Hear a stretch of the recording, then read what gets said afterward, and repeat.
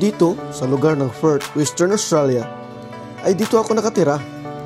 At sa bayan ng Bunbury naman, kung saan ako nagtagal sa aking pagtatrabaho. Samahan niyo ako at ipapasyal ko kayo. Madaming magandang tanawin dito. At sa aking paglilibot, madami akong natuklasan at magandang pasyalan. Nagsisimula pa lang ako sa aking paglilibot. At sana hindi kayo magsawang manood sa episode na ito. Ako po si Jack at welcome to my channel sa Pinoy in Australia.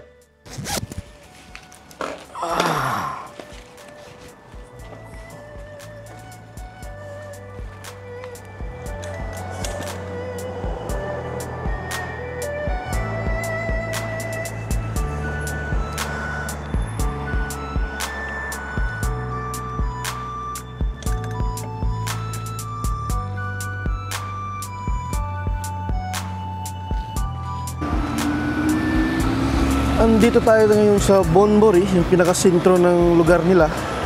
At time check po tayo, 9:46 ng umaga.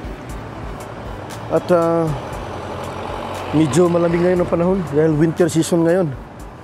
So, papasok ko kayo dito.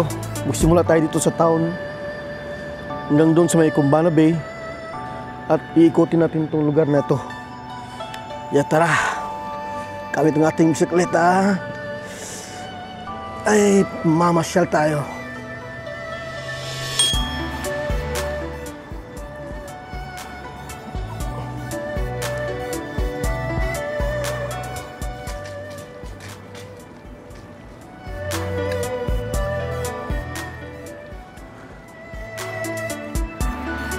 Dito muna tayo dadaan sa pinaka-town ng Bunbury. At papasyal ko kayo dito. So, relax lang kayo dyan.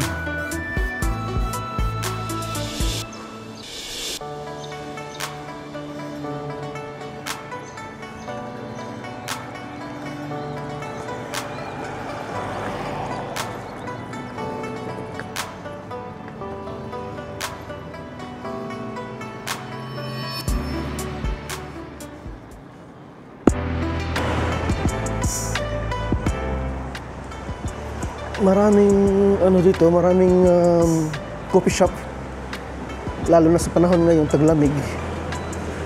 Kaya ang mga tao dito mahilig uminom ng kape. At papansin nyo, medyo wala pa ganong masyadong maraming tao kasi napag-aaga pa. Ito yung roundabout ng Bunbury. Ito yung sa pinaka-town nila. At yun, lilibutin natin yung town ng Bunbury.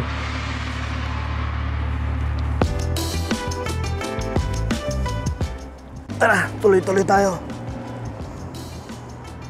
At doon sa unahan, makikita natin may malaking supermarket doon. At doon tayo dadaan, tatawid tayo ng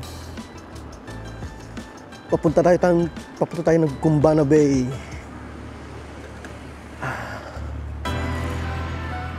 Tara, pasyalan natin.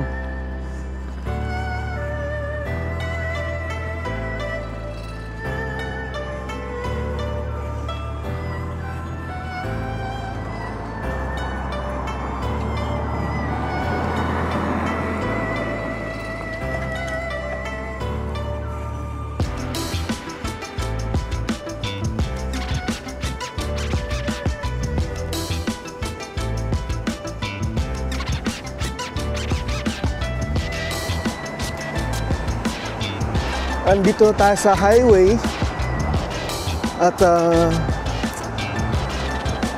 mamaya papuntahan rin natin yung tinatawag nilang Kumbana Bay.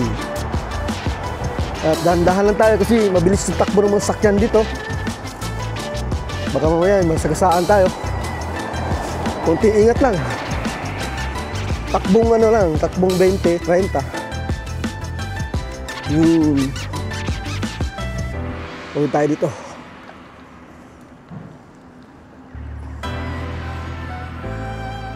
Dito may magandang view. Nakikita nyo? Saka amoy dagat, amoy ilog. Di mo alam kung anong klaseng amoy. Maganda pasyalan, magandang mag-jogging dito tuwing umaga. O kaya sa hapon, yung palubog na yung araw. Maganda dito jogging kasama mo yung pamilya mo, kasama mo yung mga anak mo. At maganda din pasyalan kasi isang parang tourist spot na rin to eh. Yeah. Pag nakapunta kayo ng Bonbori, magdala na rin kayo ng camera, kuya,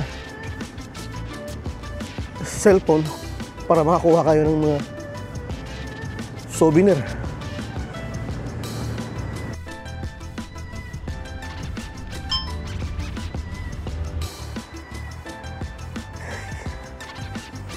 Ito yung daan papunta doon sa Kumbana Bay. Maya-maya lang, mga 10 minutes, parating na tayo doon. Pinapakita ko lang sa inyo itong view kasi maganda tingnan sa mata. At saka nakakawala ng pagod. Lalo na pag isang linggong bugbog sarado yung katawan mo sa pagtatrabaho. Tapos di-off mo ngayon, magandang mamasyal. Kaya pagka kayo napunta ng Bonbori, pasyalan nyo rin to. Makikita nyo, ang ganda.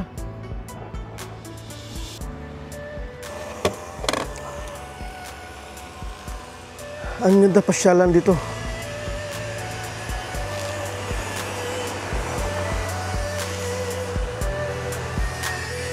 Sarap.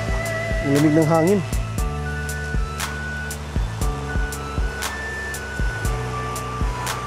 Ito na yung daan papunta doon sa may Kumbana Bay. Huminto lang ako saglit kasi ang ganda ng tanawin. Nakikita nyo.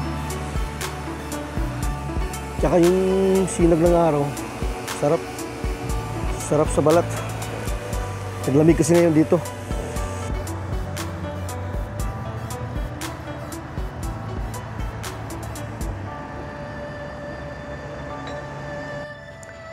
Okay, so andito na tayo sa Kumbana Bay. Ito yung magandang pasyalan dito sa Bonbori. Pinapakita ko lang sa inyo. Baka sakaling pumasyal kayo dito, at least may idea kayo. Yan, medyo maingay nga lang kasi may nagtatrabaho doon. Parang inaayos nila yung parang pantala nila. Saka maraming tao dito pag hapon, lalo na mga Pinoy. Mahilig silang mag-picnic dito. Saka maraming pumapasyal. Kasi pasyalan ito ng mga puti o kaya mga Pinoy. Tara, tuloy-tuloy tayo. Pagkatapos natin dito sa Kumbana Bay,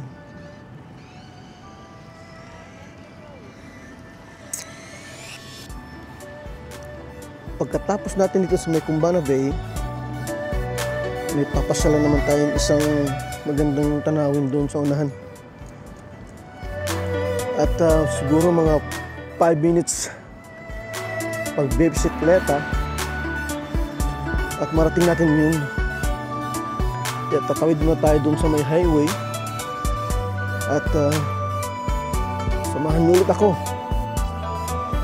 Let's go!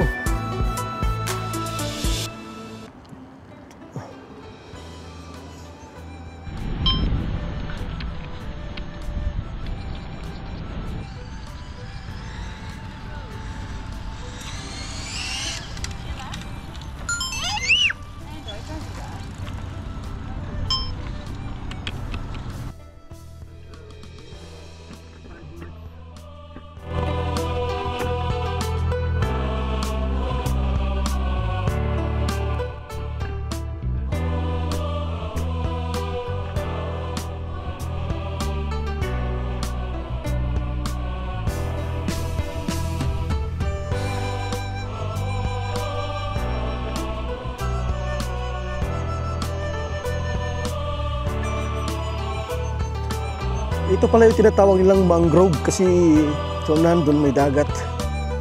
Kaya maraming mangrove dito. At Tandaan lang tayo. Kaya naman pala tinatawag itong mangrove cave kasi sa unahan napakadaming mangrove at saka madaming mga bata naglalaro dito. At sa unahan din mayroon din playground ng mga bata. Kung gusto nyo dalhin ng mga bata dito, pwede kayo maglaro doon. At papakita ko sa inyo ang buong lugar dito gamit ang aking drone.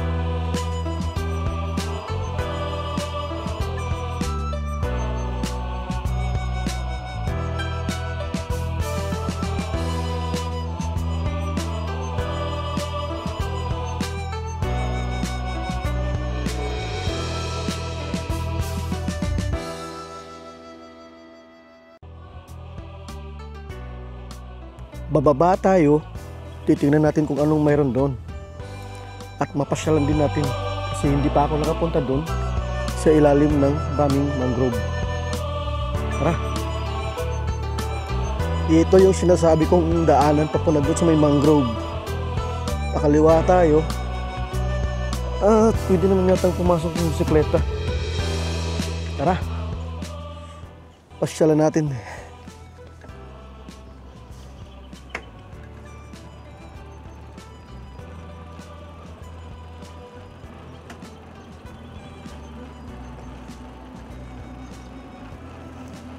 Maganda dito, ang lamig. Hindi ko pa alam kung anong mayroon doon sa dulo, kaya subukan natin pumasok. Kung anong mayroon doon. Pakaliwa or pakanan. Dito may magandang view. Pwede yatang mag-fishing dito. Baka mamaya may buhay. May buhaya dito. Delikado. Balik tayo.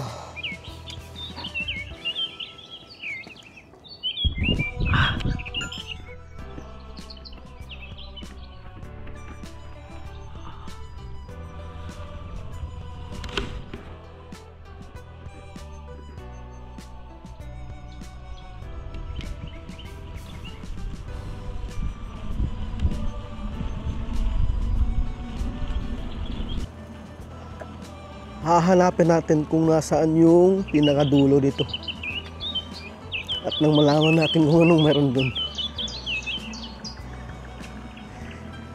Hindi ko pa minsan napasok ng lugar na to eh. Ayun, ito pala yung lagusan. Sakto. Kumbaga, parang paikot lang siya. Dito.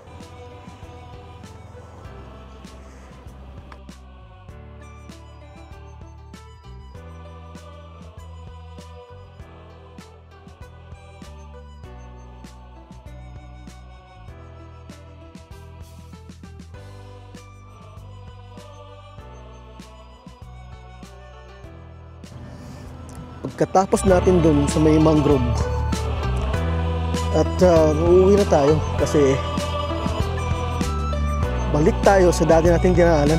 Uuwi na tayo gaya ng dati. Dadaan tayo dun sa highway. Grabe ang lamig. Yung kamay ko sobrang lamig. Tara, tuloy-tuloy ating biyahe.